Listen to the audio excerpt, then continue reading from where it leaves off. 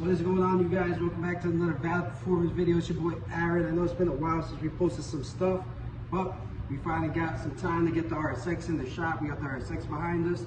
We're going to be swapping the motor on the RSX today. We're going from a K28.2 to just a newer, more low mileage K28.2, a little more healthy one for potentially boost in the future. So let's go ahead and get this started and show you guys what we got going on. So here she is. We have my 2002 Acura RSX Type S with an 0506 front end conversion, 0506 rear end conversion, and the 0506 Type S wheels, as well as the 0506 Type S seats. And then under the hood, we don't have much going on. It's fully bolt on with a AEM cold air intake, K-tune headers with a K-tune exhaust all the way back, and stock throttle body, stock injectors, AC, power steering. So the whole nine. So it is going to get messy pulling this motor out. So let's get into it. Let's get started. So unfortunately, I don't have my GoPro with me. So all these clips are in sections that I'm recording on my iPhone. So far we got the air box out, a bunch of the miscellaneous stuff out, the little air hoses, vacuum hoses, power steering lines. I'm about to raise the car up, drain the oil, drain the transmission fluid, drain the coolant, drain the power steering fluid, and probably pull out the axles and get ready to undo these mounts in a bit. She's looking good though, guys. All right, so we pretty much got all the fluids drained. I'm working on getting the radiator and the fans out. I took the front bumper off and I took the radiator support out. I know I necessarily don't have to take these parts out in order to take the swap out, but I like to whenever I'm doing these engine swaps by myself, only because I don't have another person to hold the engine cradle while I'm jacking it up. So I don't want it to bump into anything and damage anything else. So that's why I do the extra steps and take out a lot more than I necessarily have to, just for a precautionary kind of thing. Don't want to hit the fans or damage anything. And not only that, it makes it easier to get to the AC lines, the starter and the alternator connections and everything underneath the intake manifold without taking the intake manifold off. So I'm going to continue on going ahead, cracking at this, but I just got some breakfast delivered, so I'm going to eat first and then go right back to it. All right, y'all, we've been making some pretty decent progress. Everything's completely out. Just finished yanking the motor. There she is.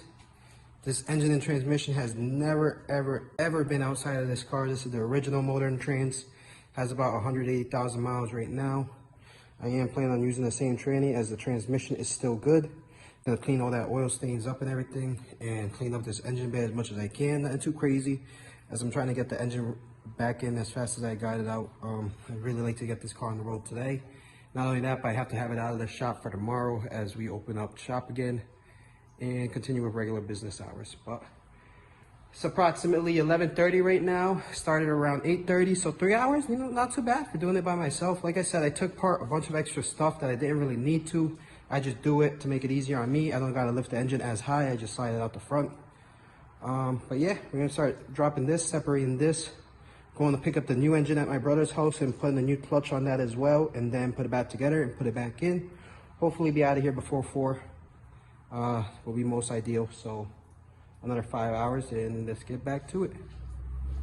All right, so for the last update of the day, I have everything out. I got the engine sitting right there. I got the car back together and sitting outside. So I went and picked up the new engine, realized I'm missing a couple of clutch parts. I still need a throttle bearing and a flywheel, which I don't have for the car. I don't know why I thought I had one, but I couldn't find it anywhere. So I ended up putting the car all back together, making it a rolling shell. And what I'm going to end up doing is picking up the rest of that clutch kit throughout the week. There's still a bunch of gaskets and little things I wanted to pick up also before I threw the engine in anyway. So it kind of all worked out for the better. So pretty much we're going to end this video here. We're going to release part 2 next week when we put the motor back in and get everything ready and hopefully start it and put a couple miles on it, because I miss driving this car, man. It's been about a year now and I can't wait to put it back on the road. It's going to be the car we teach my nephew how to drive stick in, and it's also going to be his first car that he's going to end up taking over, as I stated in some of my previous videos. So we'll catch y'all at the next one.